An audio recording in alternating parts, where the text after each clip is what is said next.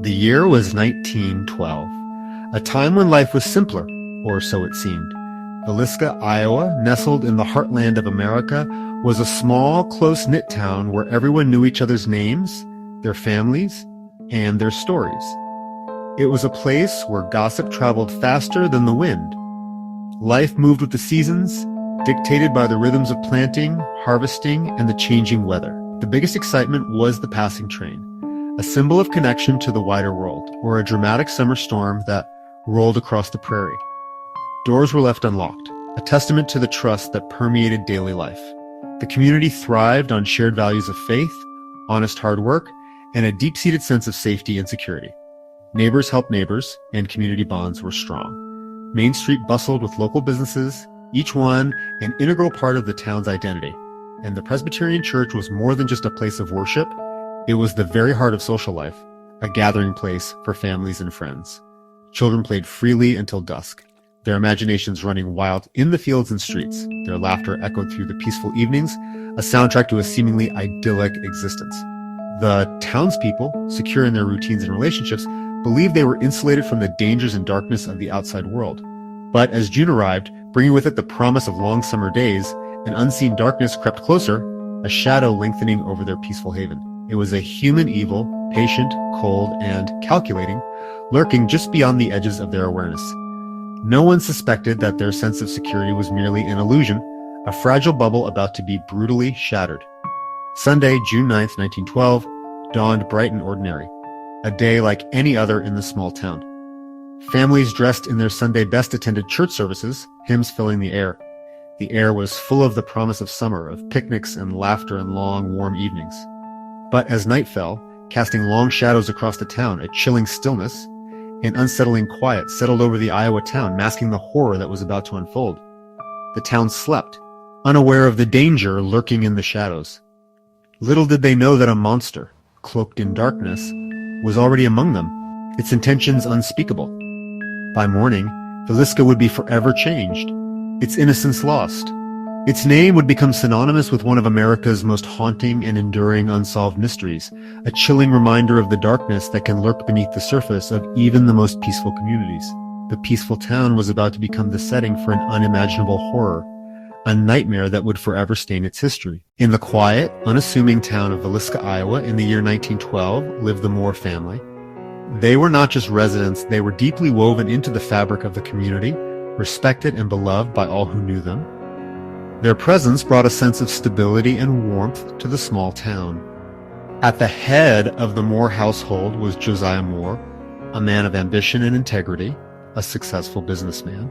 He owned the local John Deere store, a thriving establishment that served the needs of the surrounding agricultural community. More than just a store owner, Josiah was a pillar of the community, known for his fair dealings and generous spirit. His wife, Sarah, was the heart of the family, a gentle and kind woman. She was deeply active in the church, a devout member who dedicated much of her time to charitable works and community service. Above all, she was devoted to their 4 children, nurturing them with love and care. Their home was more than just a house. It was a haven filled with laughter, warmth, and promise, a place where memories were made and cherished. Herman, Catherine, Boyd, and Paul were known throughout town not only for their youthful energy, but also for their inherent kindness and good nature. They were the embodiment of innocence and joy. On a seemingly ordinary weekend, the Moore children extended an invitation to friends, welcoming them into their home.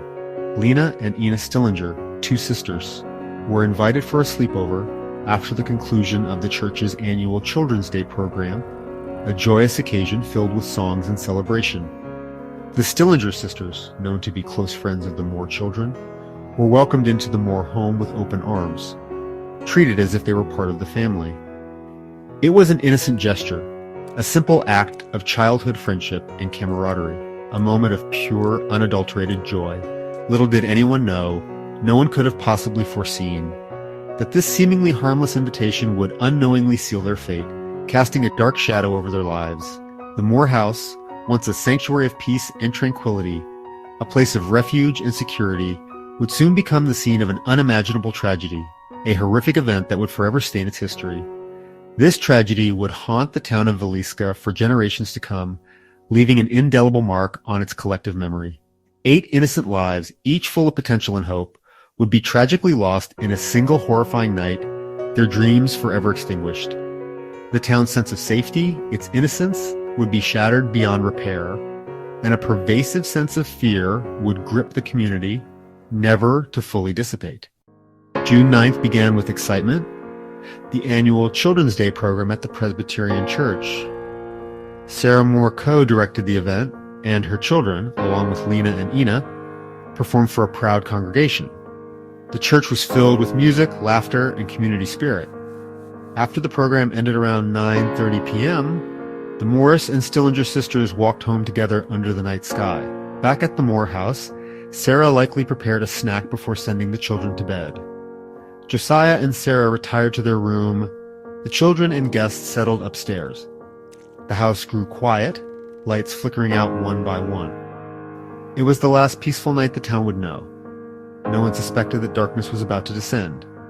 The Moore home, filled with joy hours earlier, would soon be silent for a far more sinister reason. The town slept, oblivious to the nightmare about to unfold. By morning, everything would change. After midnight, a killer entered the Moore home, no forced entry, just silent intent.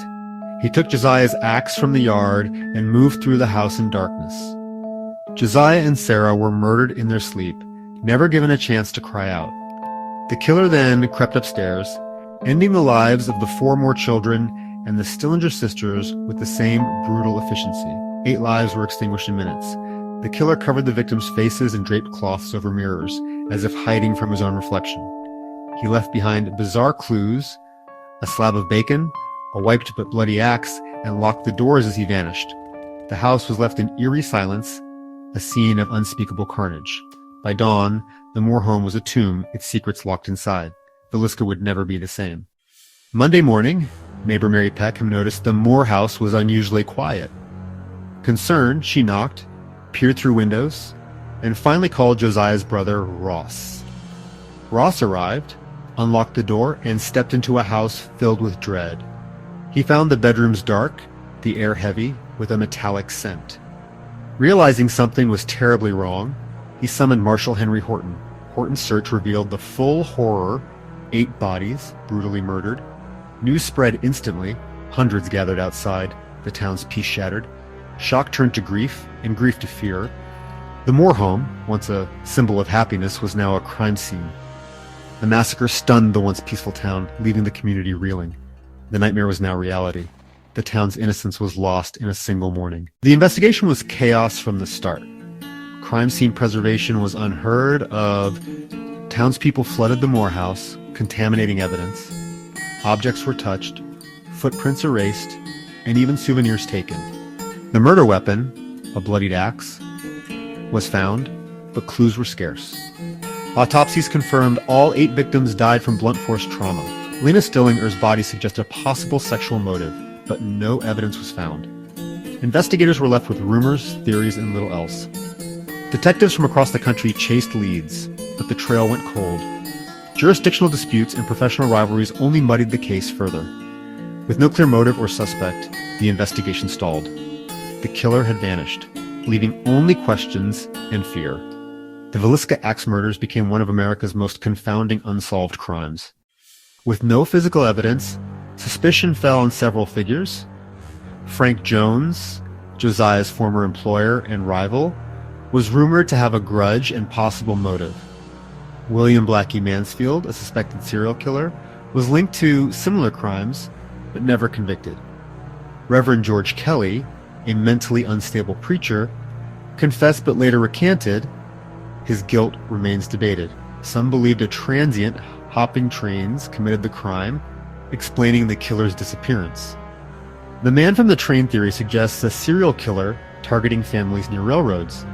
Despite numerous suspects and theories, no one was ever brought to justice. The killer's identity remains a mystery, lost to time. Theories abound, but the truth is elusive. Villisca's greatest secret is still unsolved. The darkness that visited the town slipped away, never to be caught. The Moore house still stands, a monument to tragedy and mystery. Over the years, owners reported whispers, footsteps, and an oppressive presence. In the 1990s, the house was restored and opened to the public as the Villisca Axe Murder House. It became a destination for ghost hunters and thrill seekers drawn by tales of paranormal activity. Visitors report voices, moving objects, cold spots, and even physical scratches. Some claim to sense the killer's dark energy lingering in the rooms. The house has been featured on countless paranormal shows, fueling its haunted reputation. Whether or not you believe in ghosts, the atmosphere is heavy with sorrow. Standing in those rooms, the weight of the past is undeniable. The house is more than a haunted attraction. It's a place of mourning and memory. The tragedy of Villisca endures, echoing through its walls. More than a century later, the echoes of that horrific night still resonate. The Villisca Axe Murders continue to grip our imagination, a chilling testament to a crime that defies easy explanation. The crime violated the ultimate sanctuary, the family home, a place where innocence should have been shielded. It struck a primal fear, the understanding that unimaginable evil can penetrate even the most secure walls. The lack of resolution keeps the story alive, fueling speculation and debate to this very day. It's an unsolved puzzle that invites endless speculation, a dark stain on the history of a small Iowa town. Was it a jealous rival, consumed by envy and rage? A deranged preacher, his faith twisted into something sinister? Or a faceless drifter passing through, leaving only death and unanswered questions in his wake? We may never know the truth behind that terrible night. The murder shattered the illusion of small-town safety, forever altering the perception of Villisca and towns like it. Proving darkness can strike anywhere, shattering the peace and tranquility of even the most idyllic settings. The killer used a common axe, a tool found in nearly every home, turning an everyday tool into an instrument of terror, forever tainting its image with the horror of that night. The story is deeply human, a stark reminder of our vulnerability, a family's future stolen in the dead of night, their dreams extinguished before they could be realized, a community forever scarred, grappling with the unimaginable loss and the enduring mystery. The Moore House still stands, a silent witness to the unspeakable events that unfolded within its walls. The victims' graves remain, a somber reminder of the lives cut short and the justice that was never served. And the questions linger, echoing through the years, unanswered and unsettling.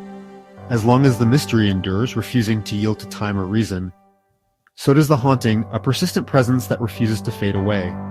Villisca's tragedy is a chilling reminder, etched in the town's collective memory, that some ghosts never rest, forever bound to the place of their suffering. The tale will be told, passed down through generations. As long as the house casts its shadow, a dark silhouette against the Iowa sky, some mysteries, and some sorrows, are too profound to ever fully comprehend, are never truly laid to rest, forever lingering in the shadows of our minds. If you enjoyed this video, please give it a like. Also, subscribe to the channel so you don't miss future episodes. What state and story will be next?